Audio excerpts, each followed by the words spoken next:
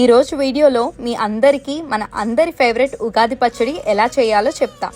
మన అమ్మ మనకి ఎంతో ప్రేమగా చేసి పెట్టే ఉగాది పచ్చడిని ఎవరైతే మిస్ అవుతున్నారో వాళ్ళ కోసమే ఈ స్పెషల్ రెసిపీ డీటెయిల్స్ని డీటెయిల్డ్గా క్యాప్షన్లో రాసాను. చూసి చేసుకొని అమ్మ చేతి వంటని ఫీల్ అవ్వండి. అలాగే don't forget to come home to Gemini.